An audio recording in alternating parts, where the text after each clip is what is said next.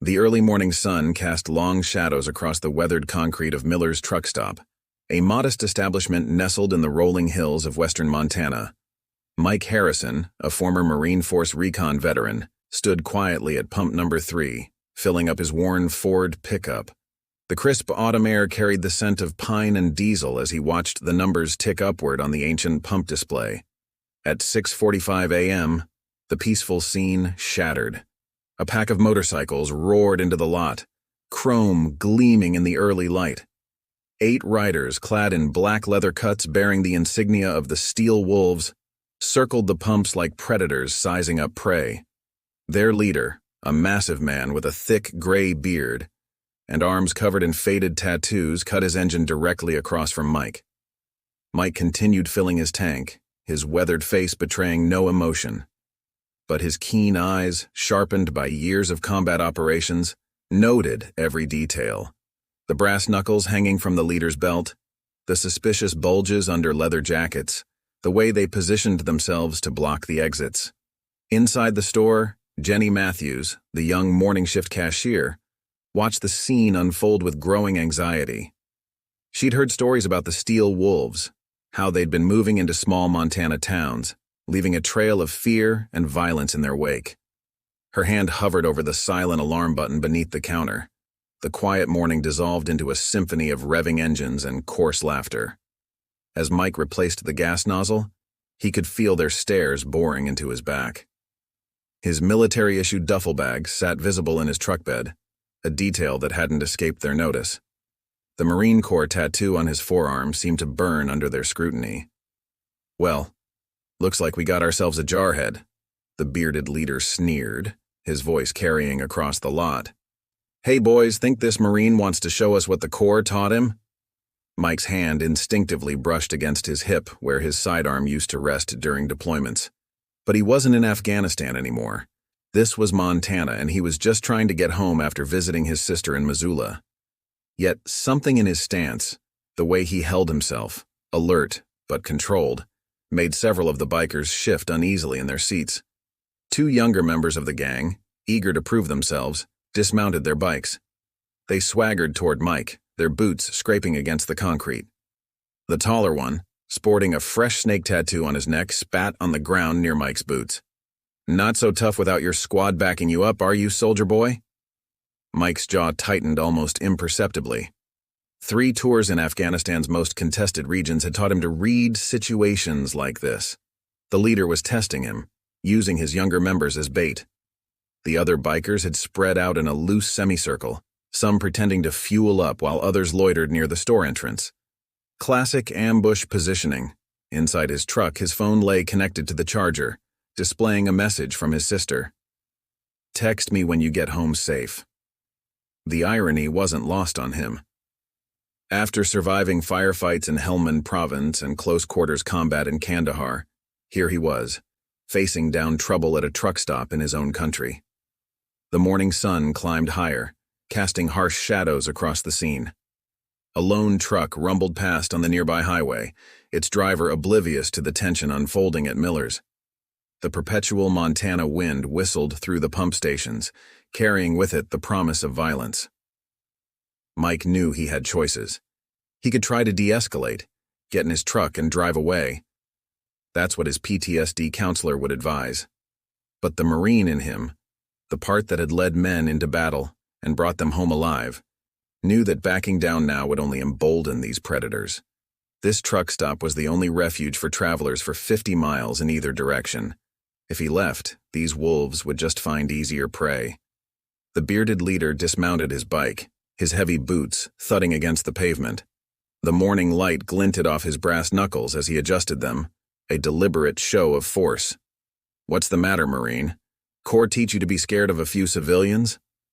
The stage was set for a confrontation that would change everything in Pine Valley. What these bikers couldn't know was that they hadn't just encountered any veteran. They'd crossed paths with a man who'd spent years hunting far more dangerous predators in the world's deadliest corners. And he hadn't forgotten those skills. Mike stood motionless, his silent assessment betraying years of combat experience. At 42, his frame still carried the disciplined physique of his Marine days, though streaks of gray now peppered his short-cropped dark hair. The faint scar running along his left jaw told stories of battles fought in distant lands, a reminder of the improvised explosive device that had nearly taken his life in Kandahar. The years of service had left other marks too. A slight stiffness in his right knee from a parachuting accident, and hands that bore the calluses of countless hours handling weapons and equipment. The morning sun illuminated the proud eagle, globe, and anchor tattoo on his forearm, accompanied by the words "First to Fight," a testament to his years with Force Reconnaissance. Beneath it, partially hidden by his sleeve, were the coordinates of the Afghan village where he'd lost two of his best friends to an ambush. But it wasn't just his physical presence that made the younger bikers hesitate. There was something in his eyes, a controlled intensity that spoke of a man intimately familiar with violence. Jenny watched from behind the counter, her hand still hovering over the silent alarm. She'd grown up in Pine Valley, had seen her share of trouble, but something about this felt different. The way the veteran carried himself reminded her of her uncle, another Marine who'd returned, changed from his tours overseas. Through the store's window, she could see more bikes pulling into the lot. The situation was escalating quickly. "Last chance," Mike's voice carried across the lot, steady and measured. "Get back on your bikes. Ride out, and we can all pretend this never happened." His words weren't a plea. They were a professional courtesy, the kind a seasoned warrior offers before necessity forces his hand. He'd given similar warnings in countless villages and city streets across Afghanistan, always hoping to avoid bloodshed, but always ready when diplomacy failed. The bearded leader, who'd introduced himself as Crusher, let out a bark of laughter that echoed off the weathered walls of Miller's. "Boys, looks like this Marine thinks he's still in charge. What do you say we remind him he's not in the sandbox anymore?" His massive frame towered over his bike, muscles bulging beneath a leather vest adorned with patches that told their own violent stories. As if on cue, the two younger bikers moved closer, their confidence bolstered by their numbers. The taller one, Snake, pulled out a switchblade, its blade catching the morning light. Behind them, the others spread out further, some casually picking up tire irons and chains from their bikes. Their movements betrayed their inexperience with real violence. Too much swagger, too little awareness of their vulnerabilities. An old Chevy pickup slowed as it passed the truck stop, its elderly driver taking in the scene before quickly accelerating away. The wind carried the scent of approaching rain, and dark clouds were beginning to gather on the horizon. The weather seemed to mirror the darkening situation at Miller's. Mike's mind flashed back to his last firefight in Afghanistan. Different terrain, different enemies, but the same predatory movement, the same fatal overconfidence he'd seen in countless adversaries. His training kicked in automatically, identifying threats, calculating angles, noting improvised weapons within reach. The metal tire iron leaning against pump 4, the stack of firewood by the store entrance, the ice scraper in his truck bed. Anything could become a weapon in the right hands. The gas station's security camera whirred quietly above, recording what was about to unfold. Later, that footage would become evidence in a case that would shake Pine Valley to its core. But for now, it simply captured the moment when a group of predators realized, too late, that they'd cornered something far more dangerous than they'd bargained for. "You boys ever wonder," Mike spoke again, his voice carrying an edge of steel beneath its calm surface, "why Force Recon Marines are called the Silent Heroes?" His hands remained relaxed at his sides, but his stance subtly shifted, a movement so slight only a trained eye would notice. 20 years of combat training had taught him that the most dangerous predators never telegraph their intentions. Crusher's grin faltered slightly. Something in the veteran's demeanor had changed, something that triggered ancient survival instincts. But pride and his reputation among the Steel Wolves wouldn't let him back down now. The other bikers watched their leader intently, waiting for his signal. The younger ones fidgeted nervously, but the older members, the ones with notches on their belts and blood on their hands, recognized the look in Mike's eyes. They'd seen it before in men who wouldn't go down easily. "Get him," Crusher growled, adjusting his brass knuckles. The morning light glinted off the metal, revealing scratches and dents from previous encounters. But something told him this fight would be different. The Marine's calm demeanor suggested he was no stranger to being outnumbered, outgunned, and coming out on top. What happened next would be talked about in Pine Valley for years to come. The confrontation at Miller's truck stop was about to become more than just another biker intimidation story. It would mark the beginning of a war that would expose a criminal empire and test a community's courage to stand up against the shadows that had been slowly consuming their town. And at the center of it all stood Mike Harrison, a Marine who'd thought his fighting days were behind him, about to prove that some wars find you, no matter how far you run from the battlefield. The skills honed in distant deserts and mountains were about to be put to use defending American soil, starting with this small patch of concrete in Montana. What happened in the next 30 seconds at Miller's truck stop would later be described as poetry in motion by the few witnesses present. As Snake lunged forward with his switchblade, Mike's years of close-quarters combat training took over.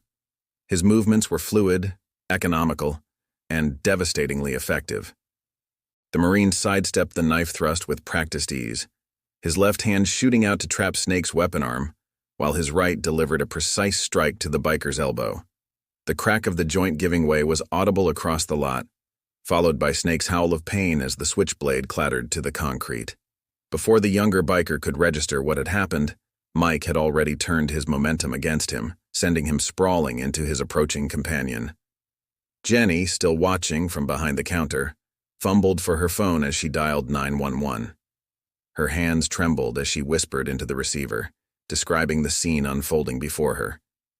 But even as she spoke, she couldn't take her eyes off the veteran's methodical dismantling of his attackers.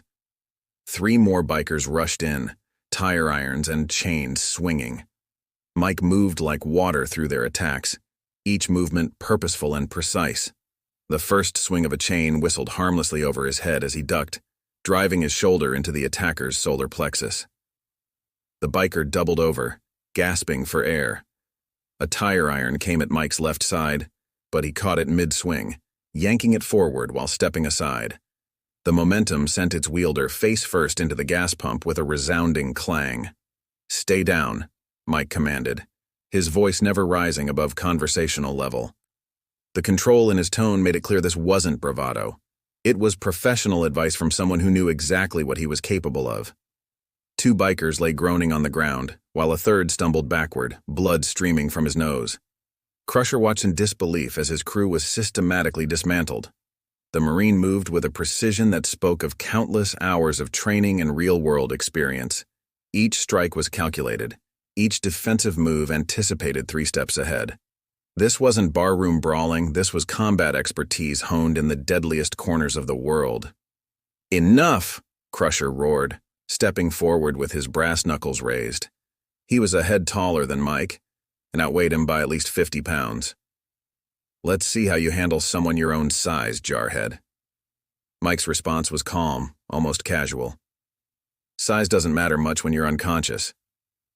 His eyes never left Crusher's, but his peripheral vision tracked the remaining bikers, noting their positions and potential weapons. The rain clouds overhead had darkened further, and a few heavy drops began to fall on the concrete.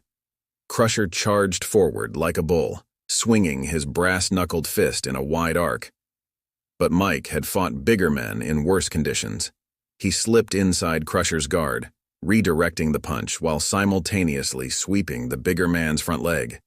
The biker leader crashed to the ground with enough force to shake the nearby gas pumps. Before Crusher could recover, Mike had him in a joint lock that any Marine would recognize from their combat training. The position looked almost gentle to observers, but the grimace of pain on Crusher's face told a different story.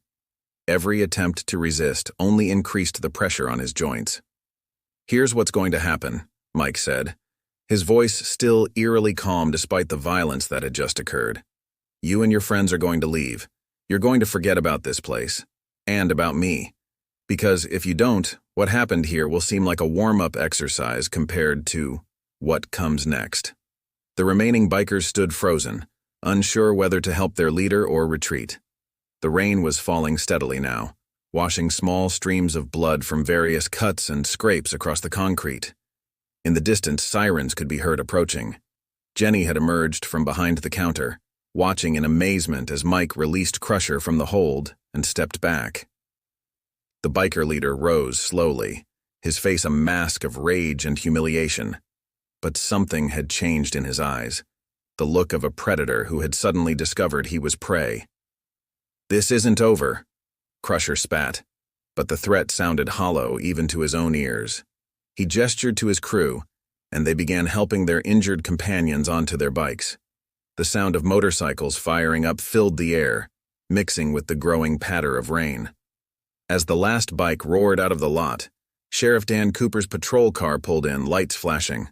The veteran law enforcement officer took in the scene, the drops of blood being washed away by rain, the dented gas pump, and the lone figure of Mike Harrison standing calmly in the center of it all.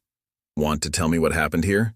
the sheriff asked, stepping out of his car with a hand resting casually on his holster. Mike turned to face him, his posture relaxing slightly but still alert. "Just a disagreement over proper gas station etiquette," he replied, wiping a few drops of blood, none of it his own, from his knuckles. What neither man knew in that moment was that this incident was just the beginning. Cooper nodded grimly. "That's because they're being led by someone who knows what they're doing.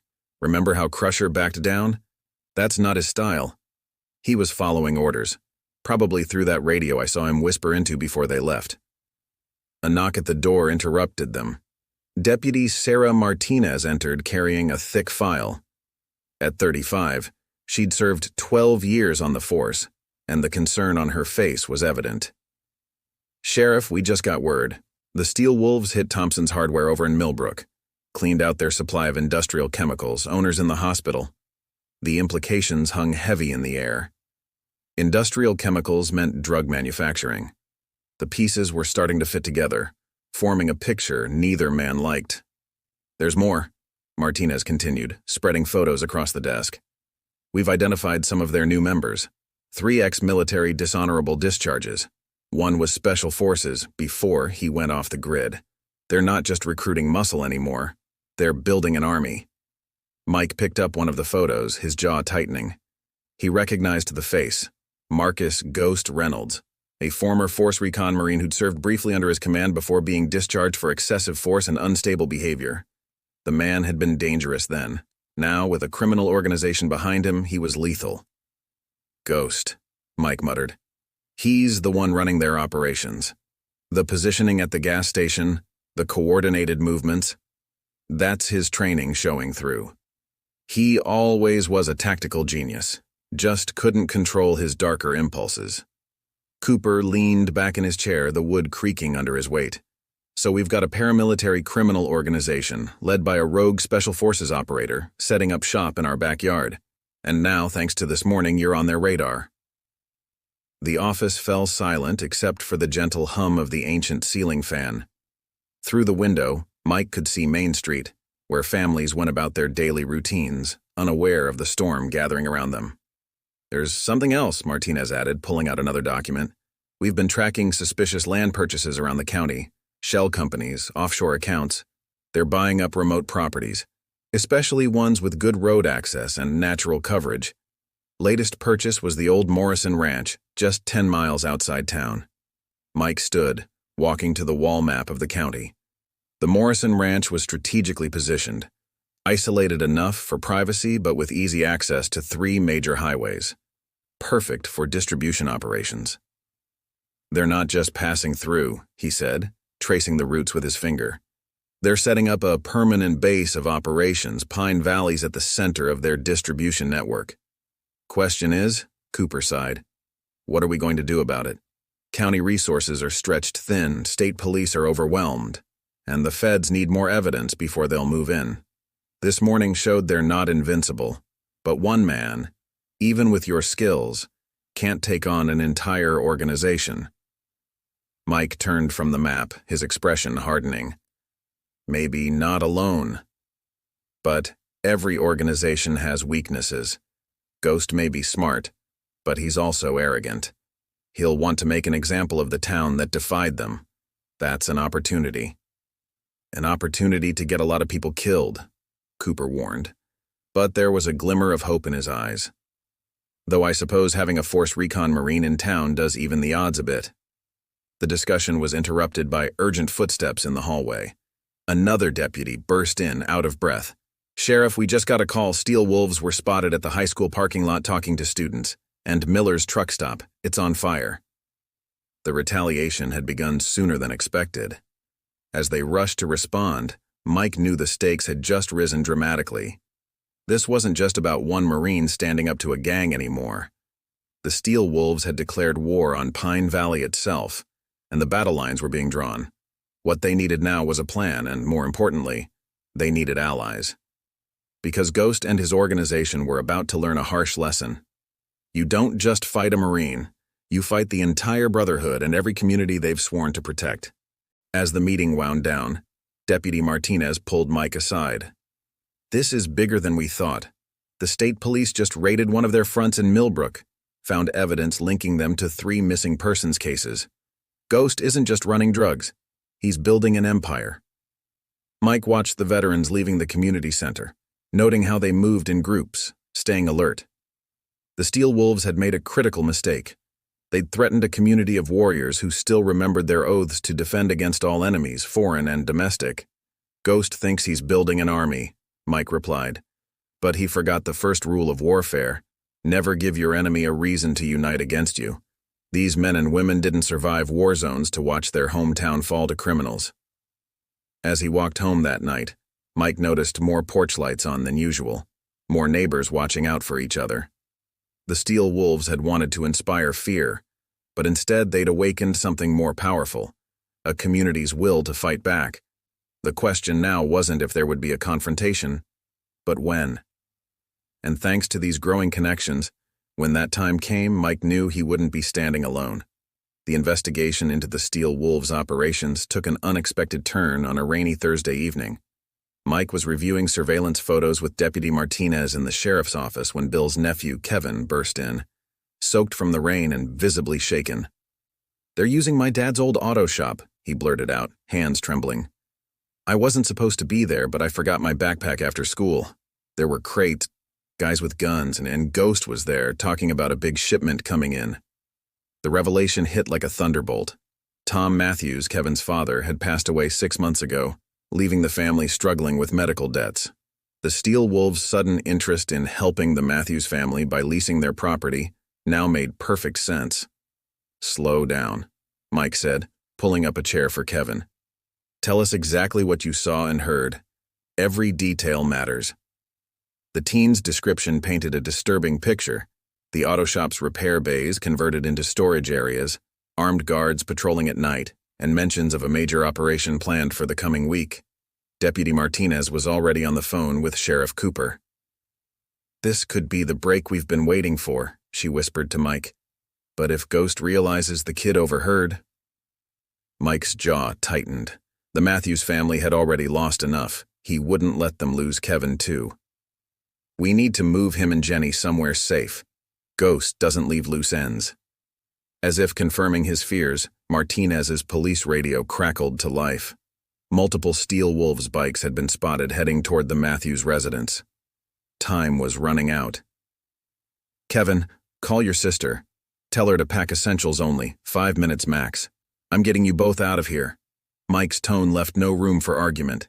He'd seen that look in Ghost's eyes before back in Afghanistan, the look of a man who solved problems permanently. The next hour was a blur of activity. Mike drove the Matthews siblings to a safe house outside town, a cabin owned by Bill that didn't appear in any official records. Sheriff Cooper dispatched deputies to quietly evacuate their mother from her night shift at the hospital. The pieces were moving, but so were the Steel Wolves. Back at the station, Mike and Martinez pored over Kevin's information. "The auto shop's perfect," Mike observed, studying the building's layout. Multiple entry points, legitimate reason for vehicles coming and going at odd hours, and the old paint booth's ventilation system would hide any unusual chemical smells. "There's something else," Martinez added, pulling out a file. "We've been tracking their financial movements. Every business they've taken over, every property they've bought. It all traces back to shell companies registered to a corporate office in Singapore. But last week, one of their dummy corporations made a massive purchase. She spread out property records across the desk. The Steel Wolves had bought the abandoned silver mine 3 miles outside town, a sprawling complex of tunnels and old processing facilities. The purchase price was far above market value. They're not just using the auto shop, Mike realized. It's a distribution point, but the mine, that's their real operation. Underground facilities, multiple escape routes, natural security features. Ghost is thinking like a military commander setting up a forward operating base. A knock at the door interrupted them. Bill entered, his face grave. "You need to see this." He handed Mike his phone, displaying a text message. "Tick-tock, Marine. The Matthews kids talk, they die. You talk, they die. Walk away now, or we'll send them back to their daddy piece by piece." The cool autumn air carried a hint of snow as Mike prepared for the most dangerous mission he'd undertaken since leaving Afghanistan. The plan was simple, but like all operations involving deep infiltration, its success hinged on perfect execution. In the pre-dawn darkness, he stood at the entrance of the abandoned silver mine, looking every bit the disgruntled veteran seeking purpose in all the wrong places. Ghost's recruitment tactics were predictable. He targeted veterans struggling with civilian life, offering them a chance to use their skills for profit. Mike had spent the last week carefully building his cover story, letting rumors spread through town about his mounting gambling debts and increasingly erratic behavior. Even Sheriff Cooper had publicly distanced himself, staging a heated argument with Mike outside the diner. "Remember," Martinez had warned during their final secure meeting, "Ghost knew you in the Corps. He'll be suspicious." She'd helped Mike enhance his cover by creating a trail of financial troubles and bar fights in neighboring counties. One slip, one wrong detail, and now, as Mike approached the mine's security checkpoint, he could see Ghost's military training reflected in every detail. Armed guards maintained professional distances, overlapping fields of fire covered all approaches, and cameras monitored blind spots. This was no ordinary criminal operation? "Well, well," a familiar voice called out. "The hero of Pine Valley, coming to beg for work?" Ghost emerged from the shadows, still moving with the deadly grace Mike remembered from their Force Recon days. Time had hardened him, adding scars and a perpetual coldness to his eyes. Mike kept his posture deliberately loose, projecting defeat and desperation. "Town's turned against me. Cooper's breathing down my neck. Can't even get a security job because of that gas station incident. Heard you might have use for someone with my skill set." Ghost circled him slowly, evaluating. The former Special Forces operator had always been calculating, able to spot weakness and exploit it. Funny how things change. The mighty Marine reduced to this. "But why should I trust you? Last time we met, you were preaching about honor and duty." "Honor doesn't pay the bills," Mike spat, letting real bitterness color his voice. "Spent 15 years serving my country, what did it get me? A lot of nightmares and a disability check that barely covers rent. You were right back then. We're just tools to them." The performance seemed to amuse Ghost. He gestured to one of his men, who brought over a tablet displaying surveillance footage. "You've been busy lately.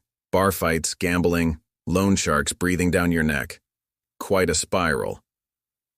Mike shrugged, looking appropriately ashamed. "Started after that gas station thing.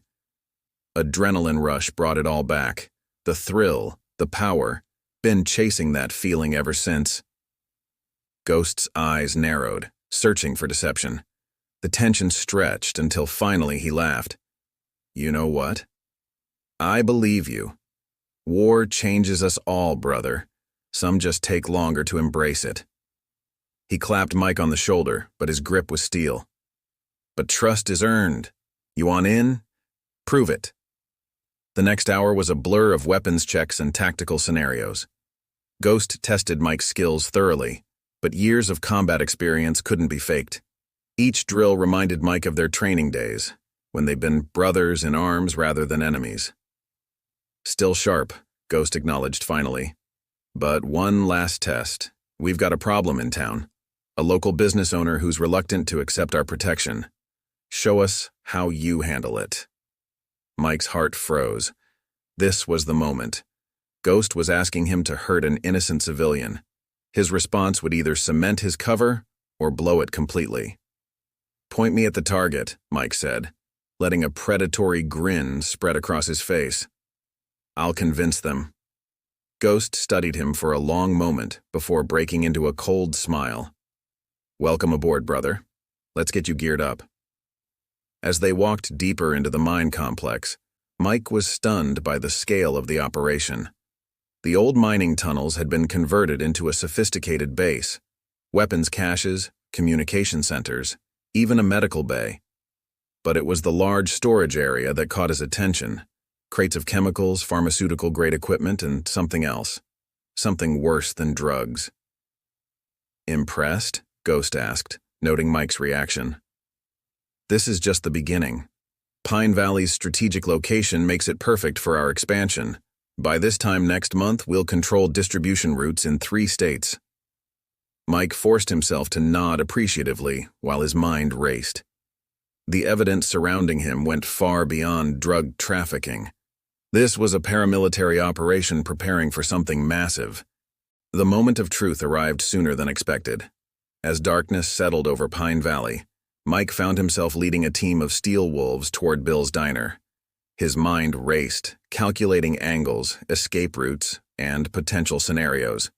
He had managed to secretly alert Deputy Martinez through a predetermined signal, 3 quick flashes of his truck's headlights while passing the sheriff's station, but he knew help wouldn't arrive in time. Remember, Ghost's voice crackled through the radio. Make it convincing, no permanent damage, but the message needs to be clear. He was watching from a distance, evaluating Mike's performance. 2 other teams were positioned as backup, their headlights off as they waited in the shadows of nearby alleys. The diner's neon sign cast a warm glow across the empty street. Through the windows, Mike could see Bill cleaning up after the dinner rush, unaware of the approaching danger. The old Marine veteran was humming to himself, a dish towel slung over his shoulder. "Masks on," Mike ordered, his voice firm. The 4 men with him pulled on black balaclavas. He kept his own face uncovered. Ghost had insisted, another test of his commitment. The weight of his Kevlar vest felt suffocating, even in the cool night air. As they approached the diner's entrance, Mike's training kicked in.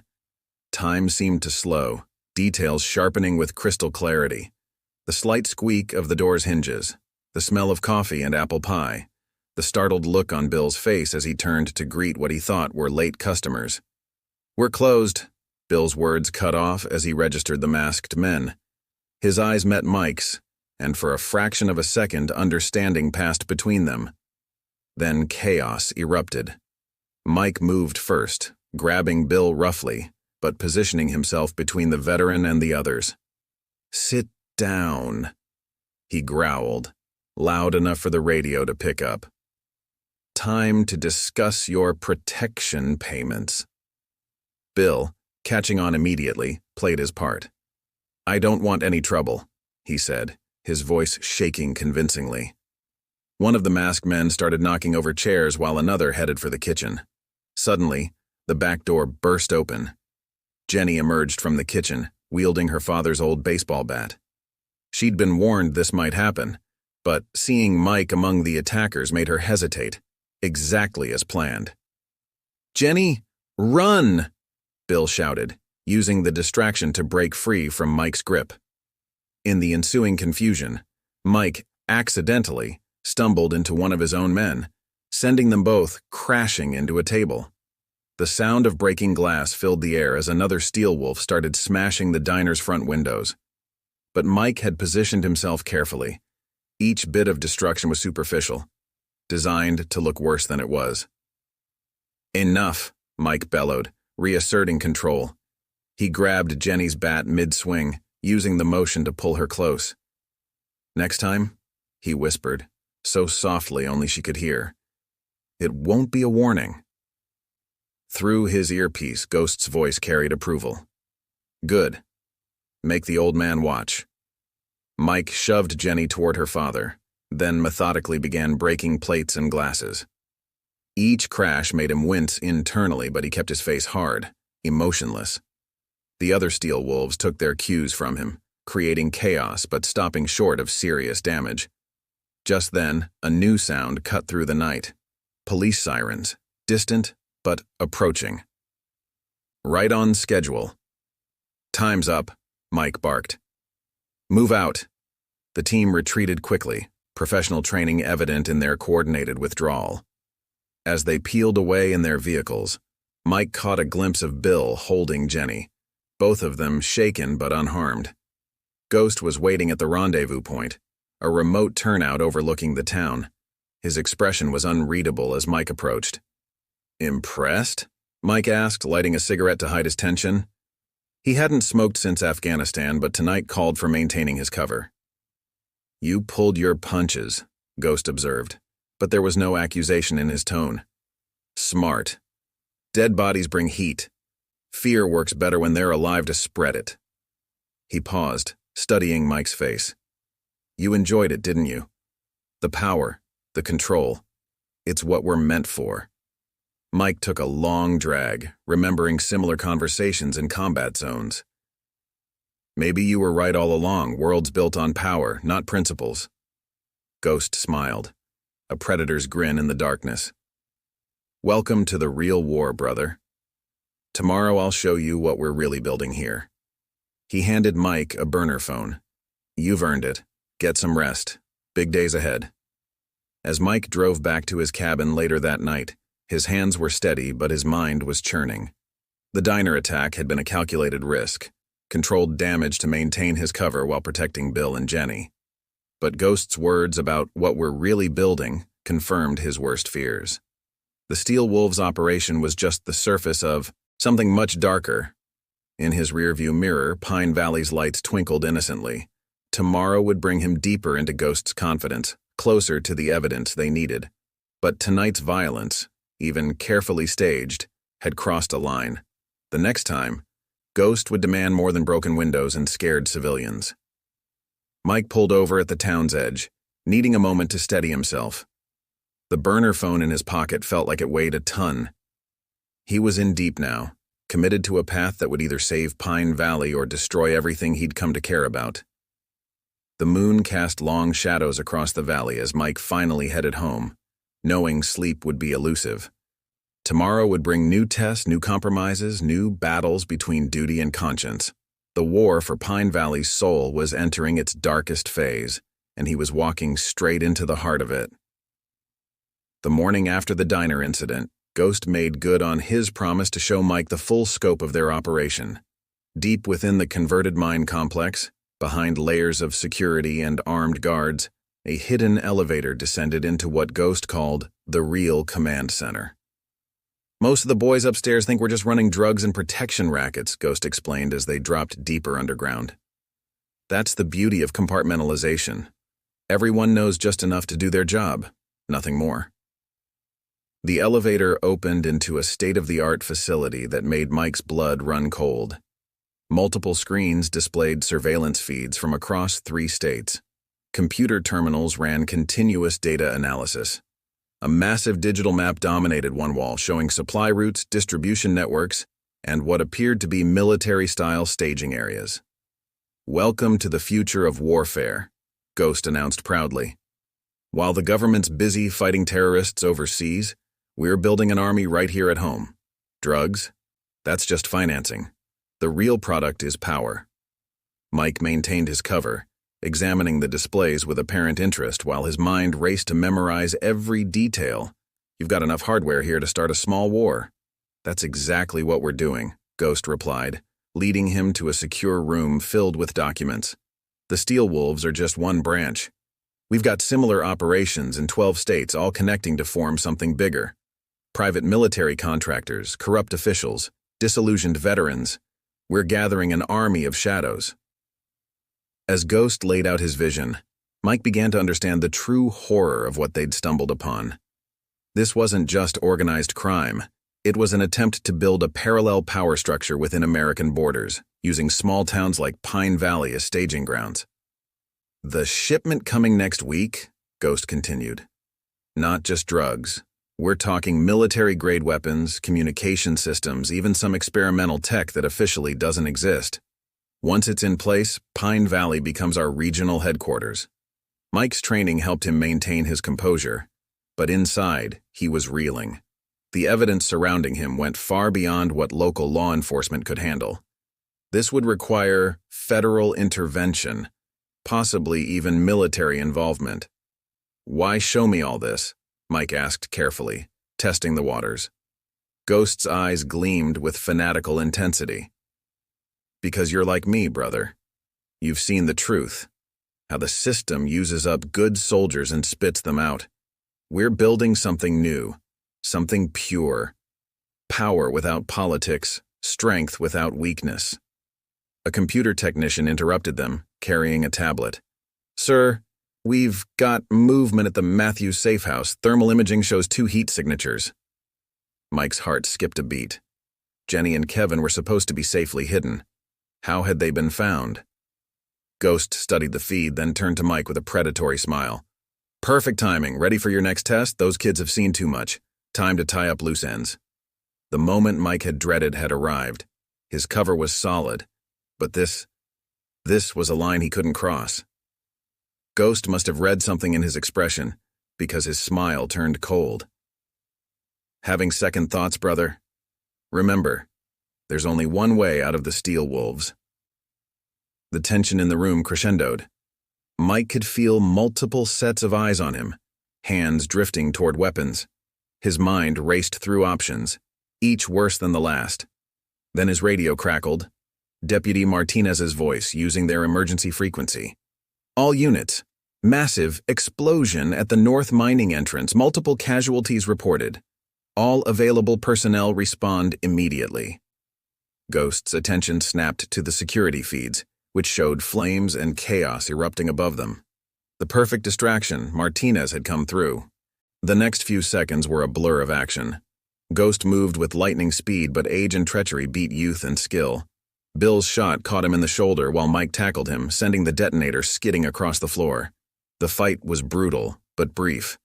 Ghost had forgotten that while he'd been commanding from behind screens, Mike had stayed in the field, keeping his skills sharp. As they led Ghost out in handcuffs, the full scope of their victory became clear. Federal agents had seized enough evidence to dismantle not just the Steel Wolves, but their entire network across multiple states. The conspiracy reached into shocking levels of government and law enforcement, leading to months of high-profile arrests. Pine Valley slowly healed. The businesses Ghost had threatened flourished again. Bill's Diner became a gathering place for veterans who'd helped take down the Steel Wolves, their stories growing more elaborate with each telling. A month later, Mike sat on his cabin's porch watching the sun set over the valley. Jenny brought him coffee, sitting beside him in comfortable silence. "Staying this time?" she asked finally.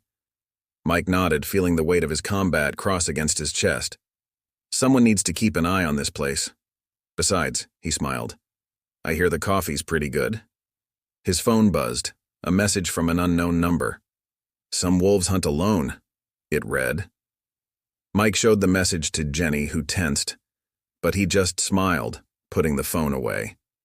Whatever came next, Pine Valley had shown him something he'd been missing since leaving the Corps, a home worth fighting for, and people worth fighting beside.